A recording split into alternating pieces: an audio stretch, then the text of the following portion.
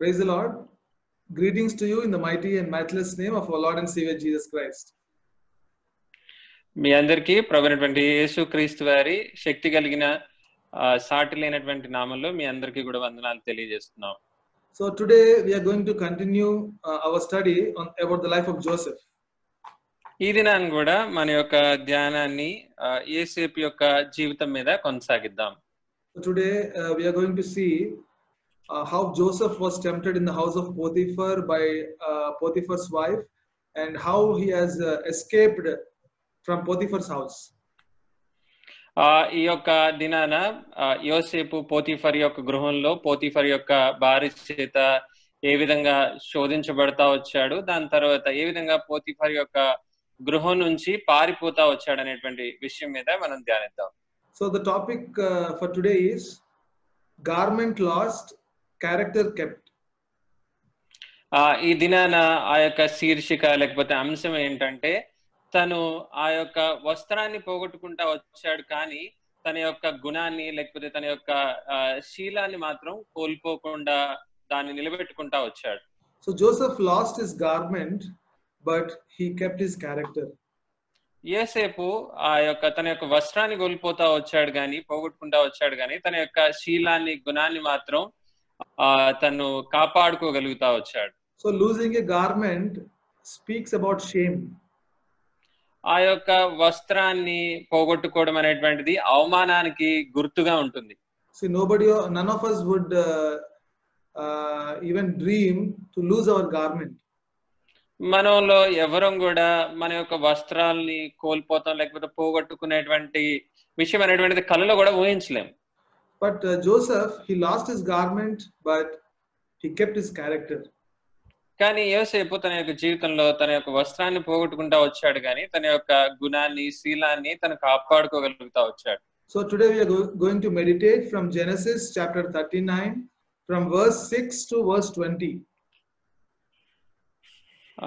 ఈ దినాన ఆదికాండము 39వ అధ్యాయము 29వ వచనం నుంచి 30వ వచనం వరకు ధ్యానిద్దాం. So Joseph, he was working as a slave in the house of Potiphar. Then he was made as a supervisor in the house of Potiphar. యోసేపు పోతిఫర్ యొక్క గృహంలో బానిసగా పనిచేస్తా ఉన్నాడు. దాని తర్వాత తను ఆ యొక్క విచారణకర్తగా చేయబడతా వచ్చాడు పోతిఫర్ గృహంలో. So Joseph was very faithful in the house of Potiphar, that Potiphar has submitted everything into the hands of Joseph. యోసేపు పోతిఫర్ యొక్క గృహంలో ఎంతో నమ్మకంగా ఉన్నటువంటి కారణాన్ని బట్టి తను సమస్తం మీద విచారణ చేసేటువంటి అధికారం తనకి ఇవ్వబడతా వచ్చింది. So Joseph was very faithful, but unfortunately he was tempted. యోసేపు ఎంతో నమ్మకంగా ఉంటా వచ్చాడు, అయినప్పటికీ తను తన యొక్క అక్కడ పోతిఫర్ యొక్క గృహంలో ఉన్నప్పుడు తను శోధించబడతా వచ్చాడు. So whenever we are faithfully working for God, definitely Satan will tempt us.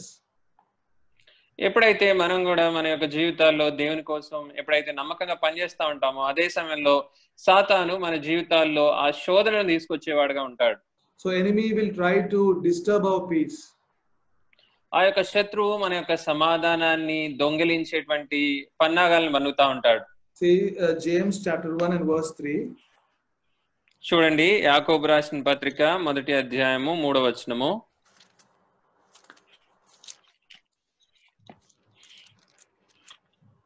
Knowing this, that the trying of your faith worketh patience. మీరు నానా విధములైన శోధనలో పడినప్పుడు అది మహానందమని ఎంచుకొనుడి. So here James is saying that when you are faithfully working and when you are trying to live for God, then definitely you will be tempted, but you have to know this, that the trying of your faith worketh patience. నిజంగా మన జీవితాల్లో కూడా ఎప్పుడైతే మనం నమ్మకంగా దేవుని కోసం పనిచేస్తా ఉంటామో ఆ సమయంలో శత్రువు మన జీవితాల్లో కలగ చేసుకుని శోధన తీసుకొచ్చేటువంటి వాడుగా ఉంటాడు. అయినప్పటికీ వాక్యం ఏమని చెప్తా వస్తుందంటే మనం ఆ యొక్క ఓర్పును కలిగి మనం మహానందంగా ఎంచుకోవాలని చెప్తా ఉంది. So even Lord Jesus Christ, he fasted for 40 days but after 40 days he was tempted. ప్రభువైనటువంటి యేసుక్రీస్తు వారు కూడా 40 దినాలు శోధించబడతా వచ్చాడు. దాని తర్వాత ఆయన శోధనను జయించినటువంటి వాడుగా ఉంటా ఉన్నాడు. So even Lord Jesus Christ was tempted, but he did not commit sin. ప్రభువైనటువంటి యేసుక్రీస్తు వారు కూడా శోధించబడతా వచ్చారు కానీ ఆయన ఏ మాత్రం కూడా ఏ పాపం చేయలేదు. So Lord Jesus Christ answered from God's word when Satan was trying to tempt Lord Jesus Christ. ప్రభువైనటువంటి యేసుక్రీస్తు వారిని సాతాను శోధించేటువంటి సమయంలో ప్రభువైనటువంటి యేసుక్రీస్తు వారు వాక్యంలో ఆ యొక్క వాక్యాన్ని ఎత్తిపట్టుకుని వాక్యం ద్వారా జవాబు ఇచ్చినటువంటి వాడుగా ఉంటా ఉన్నాడు. So in the life of Joseph, when we read Genesis chapter 39 and verse 10, we read that Joseph was tempted every day. ఇక్కడ మనం యోసేపు యొక్క జీవితంలో కూడా మనం చూసినట్లయితే ఆదికాండం 39వ అధ్యాయం 10వ వచనంలో చూసినట్లయితే యోసేపు దినదినము కూడా శోధించబడతా వచ్చాడని రాయబడతా వచ్చింది. So Genesis chapter 39 and verse 10. ఆదికాండము 39వ అధ్యాయం 10వ వచనము.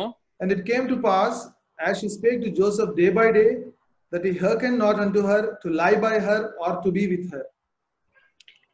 దినదినము ఆమె యేసేపుతో మాట్లాడుచుండెను గాని అతడు ఆమెతో శయనించుటకైనను ఆమెతో నుండుటకైనను ఆమె మాట విన్నవాడు కాడు. So Joseph was tempted every day, but what we understand is he did not listen, he did not fall to the temptation. యేసేపు యొక్క జీవితంలో మనం చూసినట్లయితే యేసేపు దినదినం కూడా ఆ యొక్క శోధించబడతా వచ్చాడు. యేసేపు ఆ యొక్క మాట వినలేదు, దానికి ఏమాత్రం కూడా లొంగిపోతూ రాలేదు. If you read James chapter 1 and verse 12, James is saying that blessed is the man that endureth temptation. ఈ యొక్క యాకోబు రాసిన పత్రిక మొదటి అధ్యాయము 12వ వచనంలో 13వ వచనంలో కనుక మనం చూసినట్లయితే శోధనను సహించువాడు ధన్యుడు అనేటువంటి మాట రాయబడతా వచ్చింది. So Joseph, he endured the temptation, but it did not fall into the trap of Potiphar's wife. యోసేపు ఆ యొక్క శోధనను సహించినటువంటి వాడుగా ఉండి ఆ యొక్క పోతిఫర్ యొక్క భార్య యొక్క వలలో ఏమాత్రం కూడా చిక్కుకోలేదు, పడలేదు. See Matthew's Gospel chapter 26. చూడండి మత్తయి సువార్త 26వ అధ్యాయము verse 41. 41వ వచనం. Watch and pray that ye enter not into temptation. మీరు శోధనలో ప్రవేశించకుండా మెలకువగలిగి ప్రార్థించుడి అని రాయబడతా వచ్చింది. So here Lord Jesus Christ is exhorting us that whenever we are going through any temptation, then the only solution to win over temptation is to pray. ప్రభువైనటువంటి యేసుక్రీస్తు వారు ఇక్కడ మనకి రాయించినటువంటి మాట ఏంటంటే ఎప్పుడైతే మనం ఈ యొక్క శోధనలో గుండా వెళ్తా వస్తామో ఆ సమయంలో మనం ఆ యొక్క శోధన సహించినటువంటి వారమే మెలకుగా ఉండి ప్రార్థించాల్సినటువంటి వారంగా ఉంటా ఉన్నాం. So when Joseph was tempted every day by the wife of Potiphar, ఎప్పుడైతే యేసేపు దినదినము కూడా పోతిఫర్ యొక్క భార్య చేత శోధించబడతా వచ్చాడో, so what he has done there, అక్కడ యేసేపు ఏం చేస్తా వచ్చాడు? So initially he resisted the temptation. ఆ యొక్క మొదట్లో తను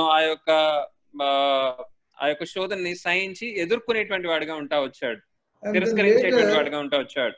Yeah, and then later when he could not resist the temptation, then he flew away. He flew away from that place. ఎప్పుడైతే మొదటగా తను శోధనని సహిస్తా వచ్చాడు, ఎప్పుడైతే తను సహించలేక తిరస్కరించలేక ఉంటా వచ్చాడో ఆ సమయంలో అక్కడి నుంచి తను పారిపోతా వచ్చాడు. So first he resisted the temptation and then finally he flew from that place. మొట్టమొదటిగా తను ఆ యొక్క శోధనని ఎదుర్కోవడానికి దాని నుంచి తప్పించుకోవడానికి ప్రయత్నం చేస్తా వచ్చాడు. దాని తర్వాత చివరికి ఏం చేస్తా వచ్చాడు అంటే తను అక్కడి నుంచి పారిపోతా వచ్చాడు. So here we see that Joseph as a type of Christ. ఇక్కడ కూడా మనం చూసినట్లయితే యేసేపు ప్రభువైనటువంటి యేసుక్రీస్తు వారికి సాదృశ్యంగా ఉంటా ఉన్నాడు. Even Lord Jesus Christ was tempted, but he did not fall into temptation. He did not commit sin. ప్రభువైనటువంటి యేసుక్రీస్తు వారు కూడా తన యొక్క జీవితంలో ఆయన శోధించబడతా వచ్చాడు, కానీ తను ఏ పాపము కూడా చేయలేదు. So first thing what we learn today is Joseph was tempted when he was faithfully working in the house of Potiphar.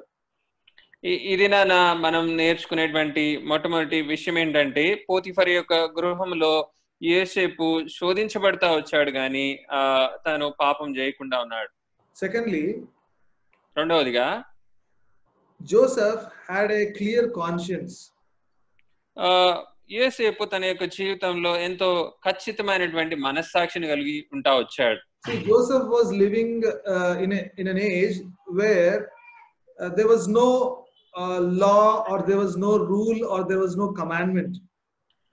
యోసేపు ఎటువంటి దినాల్లో జీవిస్తా వచ్చాడంటే తను జీవించినటువంటి సమయంలో ఎటువంటి ధర్మశాస్త్రం గాని, ఎటువంటి ఆజ్ఞలు గాని, ఎటువంటి నియమాలు గాని లేనటువంటి సమయంలో యోసేపు జీవిస్తా వచ్చాడు. So that period is called as age of conscience. ఆ యొక్క సమయము లేకపోతే ఆ యొక్క యుగం అనేటువంటిది మనస్సాక్షి యుగంగా పిలువబడతా వచ్చింది. So Joseph, he just followed his conscience, but he did not look out for any rule. ఆ సమయంలో యోసేపు తన జీవితంలో తన మనస్సాక్షి చెప్పినట్టు నడుస్తా వచ్చాడు కానీ తను ఏ యొక్క నియమం కోసమో లేకపోతే ఏ యొక్క ఆజ్ఞ కోసమో తను చూస్తా రాలేదు. See, today whenever we want to do some mistake, or whenever we don't want to do something, go against the law, then we'll be looking out for some loopholes in the law. మనం ఈ దినాల్లో ఏదైనా తప్పు చేయాలి లేకపోతే మనకి ఇష్టం వచ్చినటువంటి పని చేయాలంటే మనం చాలా సార్లు ఆ యొక్క ఏదైతే న్యాయశాస్త్రం ఉందో దానిలో తప్పుల్ని వెదికేటువంటి వారంగా లేకపోతే అందులో ఉన్నటువంటి తప్పుల్ని వెదికేటువంటి వారంగా మనం ఉంటాం. So at that time there was no rule, or there was no law that we should not commit adultery. యోసేపు ఉన్నటువంటి సమయంలో ఆ యొక్క వ్యభిచారం చేయకూడదు అనేటువంటి ఎటువంటి నియమం గాని ఎటువంటి ఆజ్ఞ గాని ఉంటూ రాలేదు. But Joseph, he had a good conscience. కానీ యోసేపు మంచి మనస్సాక్షిని కలిగి ఉంటా వచ్చాడు. Joseph had a clear conscience. యోసేపు ఎంతో స్వచ్ఛమైనటువంటి ఖచ్చితమైనటువంటి మనస్సాక్షిని కలిగి ఉంటా వచ్చాడు. Joseph is faithful to God. యోసేపు దేవునికి ఎంతో నమ్మకంగా ఉంటా వచ్చాడు. See, whenever we sin against God, our sin is written on our hearts. ఎప్పుడైతే మనం దేవునికి వ్యతిరేకంగా పాపం చేస్తా ఉంటామో మన పాపం అనేటువంటిది మన హృదయాల మీద రాయబడేదిగా ఉంటా ఉంటుంది. See, we know the story of the prodigal son. మనందరికీ కూడా తప్పిపోయినటువంటి కుమారుని యొక్క ఉపమానం తెలుసు. So when prodigal son realized that he has committed sin against his father, he says that he sinned against his father and against heaven. ఆ యొక్క చిన్న కుమారుడు ఎప్పుడైతే తన పాపం చేశాడని ఎరుగుతా వచ్చాడో తన ఆ సమయంలో ఒక మాట చెప్తా వచ్చాడు, నేను నా తండ్రికి విరోధముగాను పరలోకంకి విరోధముగా నేను పాపం చేస్తా వచ్చానని చెప్తా వచ్చాడు. So here, secondly, what we see here is Joseph is having a good and clear conscience. మనం యోసేపు యొక్క జీవితంలో చూసేటువంటి రెండవ విషయం ఏంటంటే యోసేపు ఎంతో మంచి ఆ యొక్క ఖచ్చితమైనటువంటి మనస్సాక్షిని కలిగి ఉంటా వచ్చాడు. See, one thing we have to remember always is our conscience will never lie. మన యొక్క జీవితాల్లో మనం జ్ఞాపకం ఉంచుకోవాల్సినటువంటి ఒక ప్రాముఖ్యమైనటువంటి విషయం ఏంటంటే మన మనస్సాక్షి అనేటువంటిది ఎప్పుడు కూడా అబద్ధం చెప్పేదిగా ఉండదు.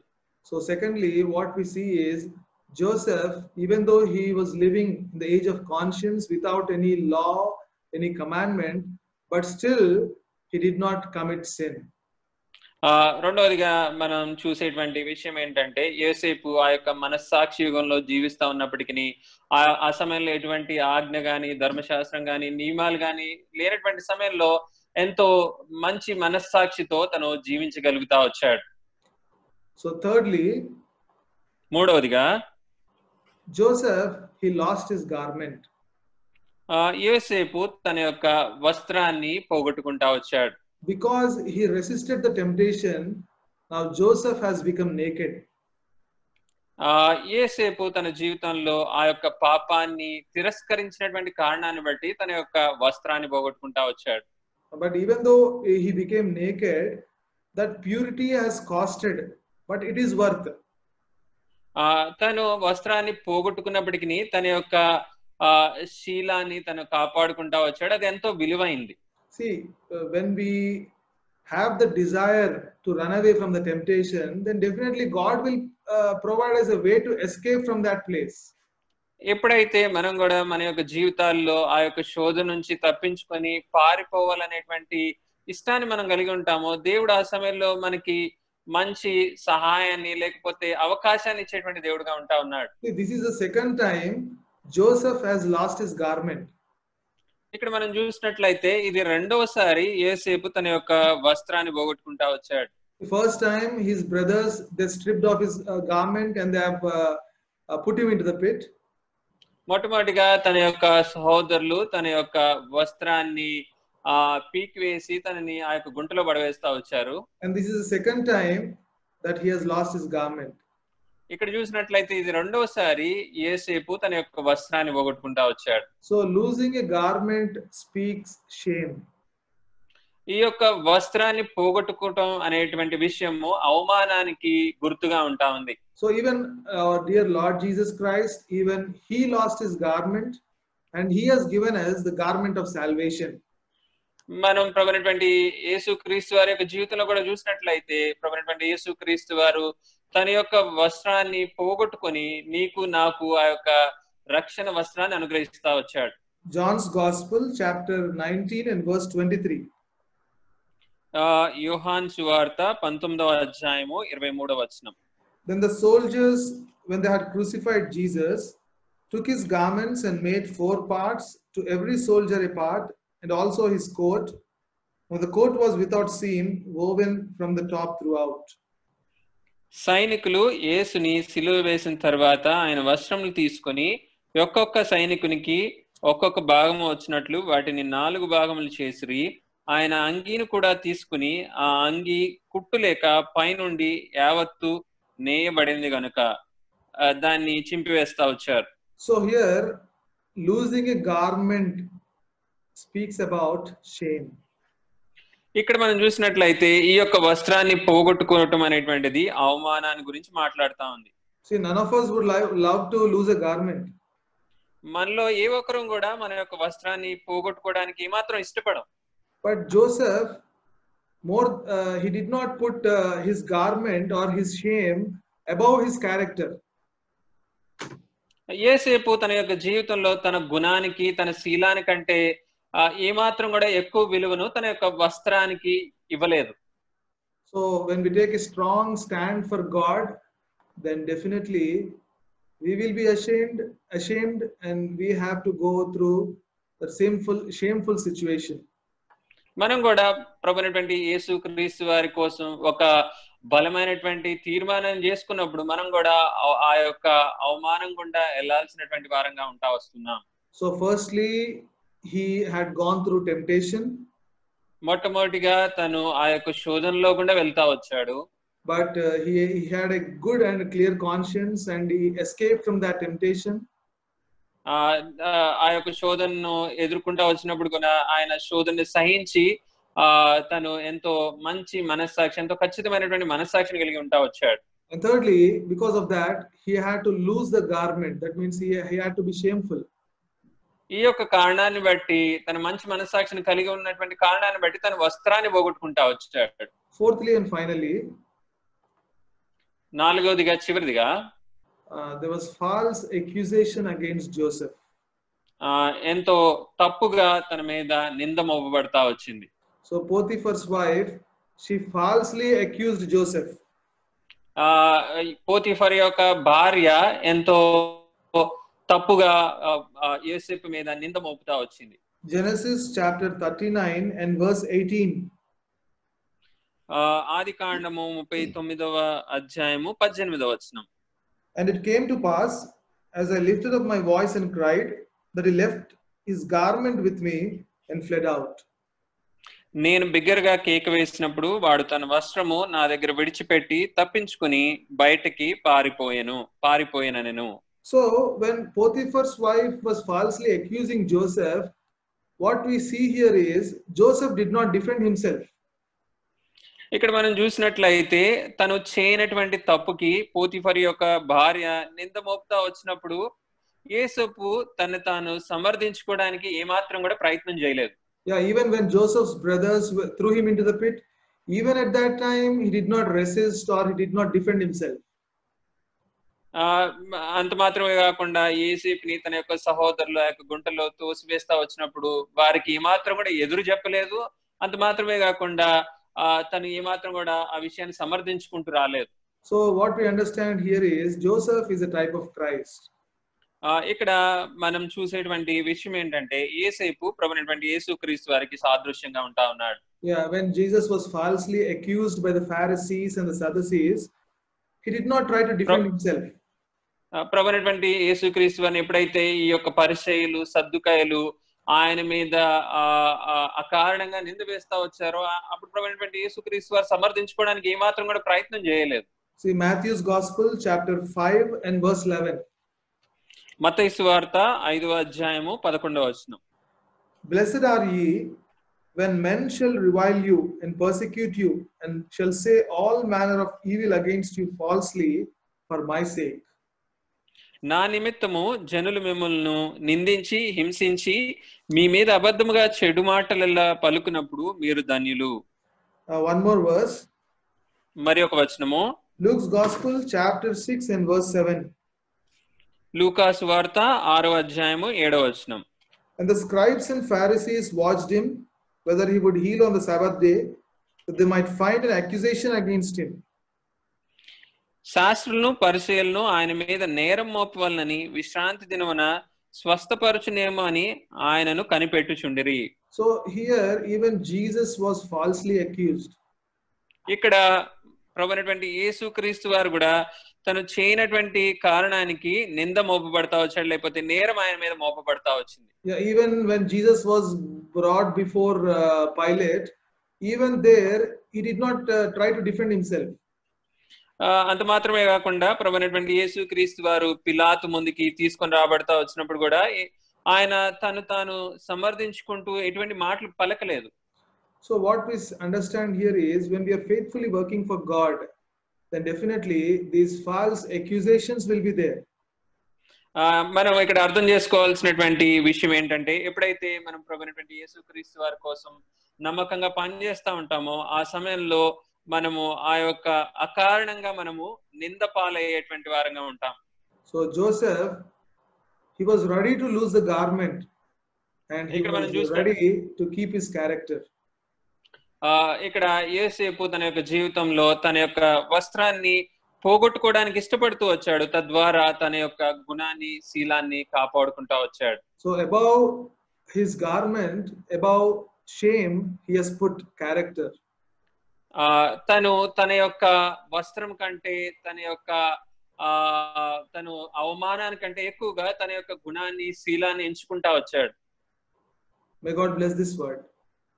దేవుడి యొక్క వాక్య భాగాన్ని దీవించును గాక. Praise the Lord. Praise the Lord.